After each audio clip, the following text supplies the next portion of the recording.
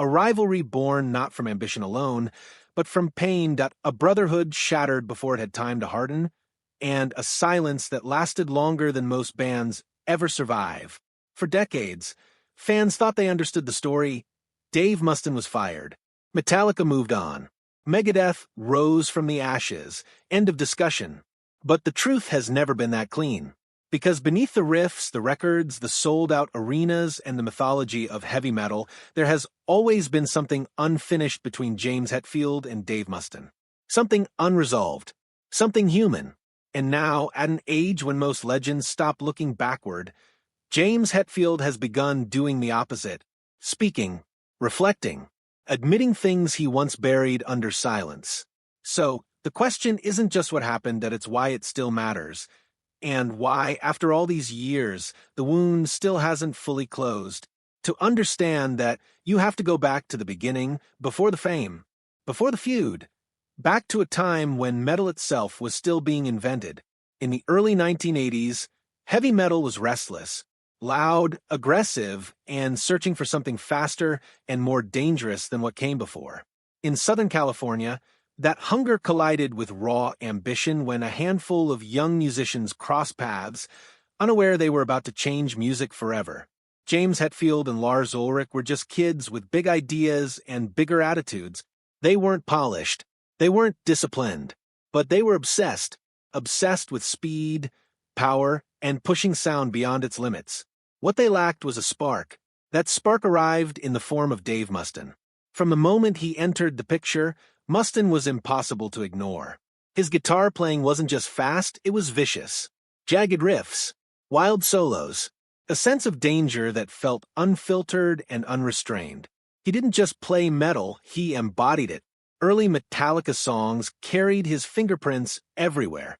The aggression, the sharpness, the refusal to soften edges.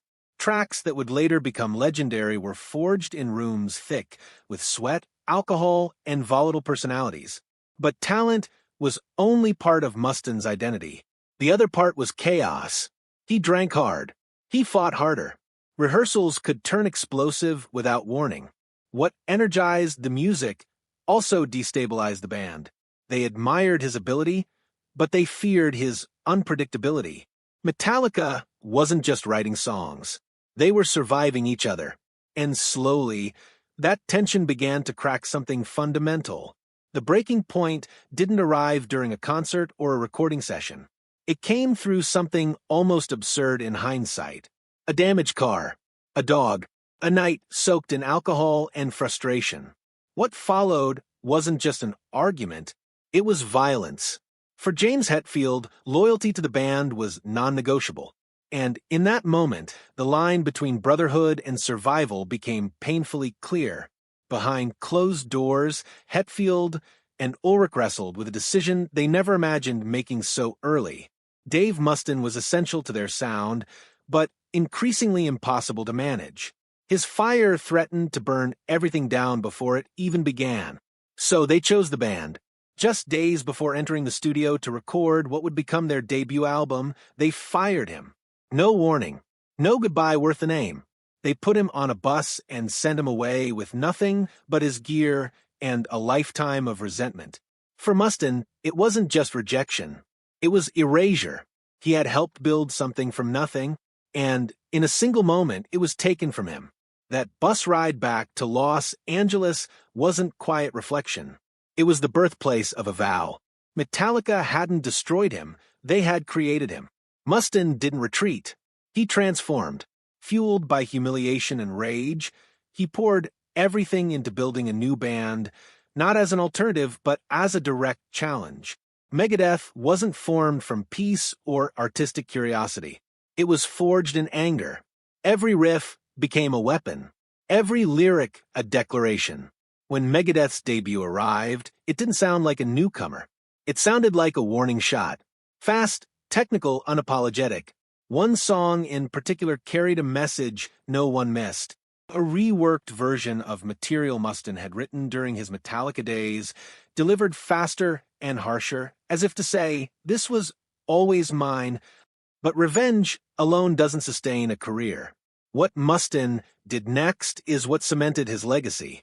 He pushed metal forward. He doubled down on complexity.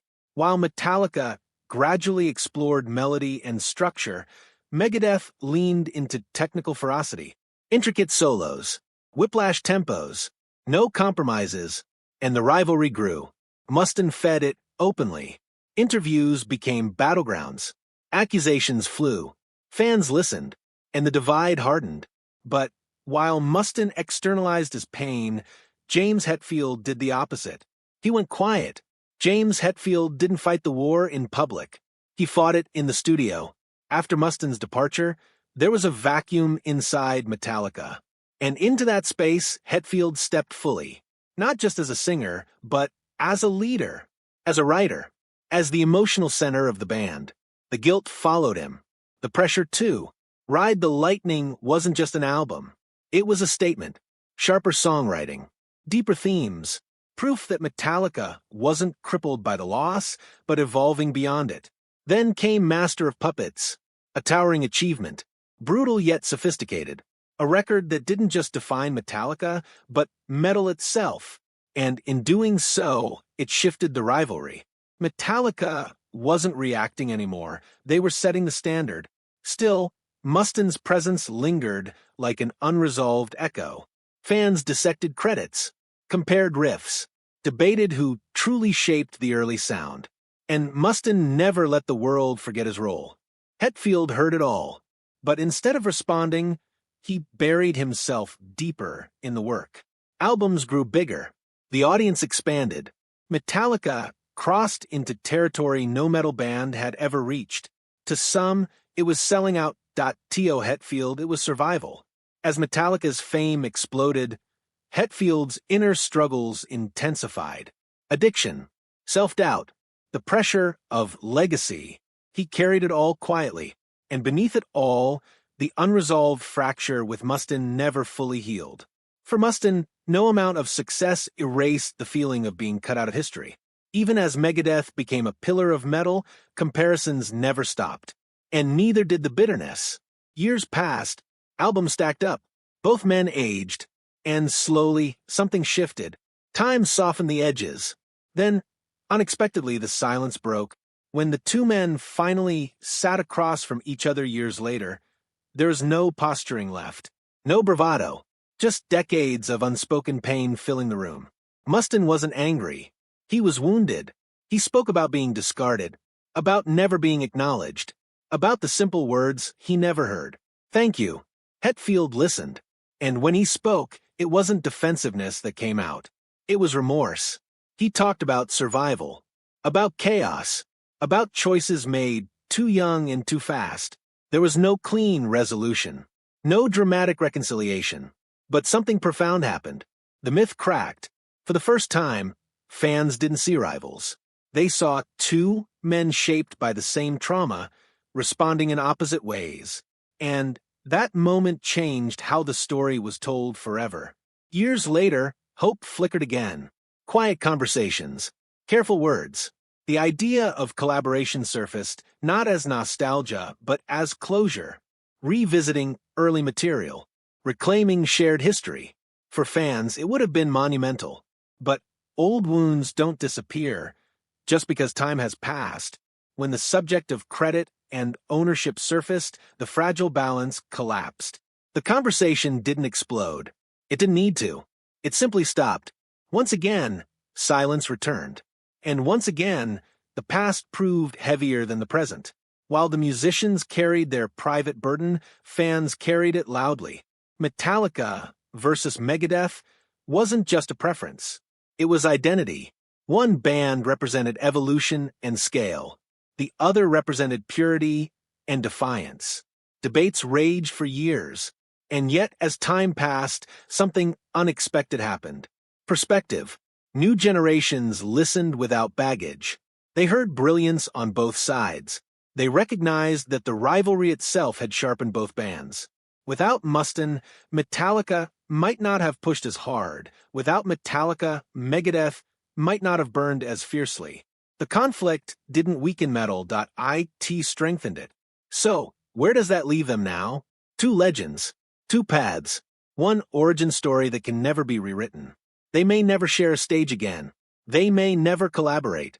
They may never fully agree on the past, but their bond, fractured as it is, remains one of the most important in music history. Because sometimes the greatest stories aren't about reconciliation. They're about impact. And the truth is, heavy metal would not be what it is without both James Hetfield and Dave Mustaine. Together and apart, they shaped something bigger than either of them. The rivalry didn't destroy them, it defined them. And that unfinished tension, that lingering what if, is exactly why their story refuses to fade. Because some legends aren't meant to end cleanly. They're meant to echo,